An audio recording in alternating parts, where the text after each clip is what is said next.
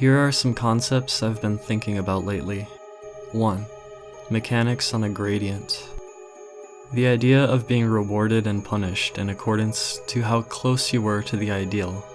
This is a little hard to describe, but the idea is inspired by Zelda speedrunning, where it is common to lose 20 minutes for missing a glitch by 1 frame, a very harsh binary reward/punishment for success or failure.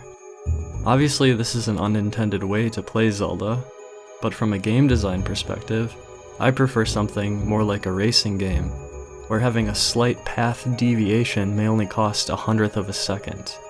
It is about proportionality, where the outcome is to be as fair as possible, while still being a deep and skillful game with lots of room to grow.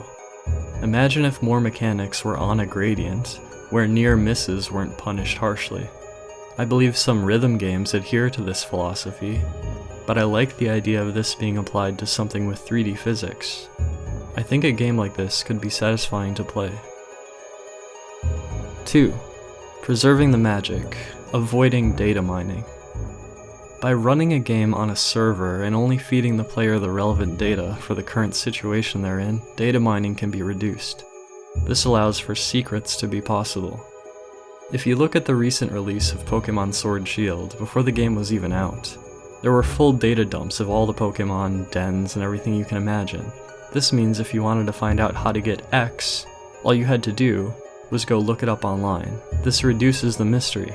You're never discovering anything. It was already discovered, found, and published before you even got the chance to play. I think by running the game on a server, you could prevent a lot of data mining, allowing there to be mysteries and secrets still to be discovered. One form of this is giving the client merely a video feed, like Stadia, except this has issues with input delay, which is unacceptable for anything with physics or real-time inputs. Perhaps there could be some sort of hybrid approach, where most of the game is on a server, but bits and pieces are delivered locally to the player's machine as needed. I don't know. 3. Novelty and avoiding scripted input. If the best outcome can be easily tasked, and all the players are simply trying to emulate a perfect scripted input, then I think the game is a bit dull. To avoid this, I think there should be novel situations that require in-the-moment decision-making, while also trying to avoid bad randomness that ruins the player's session outside of their control. 4. Measurable results versus nebulous skill.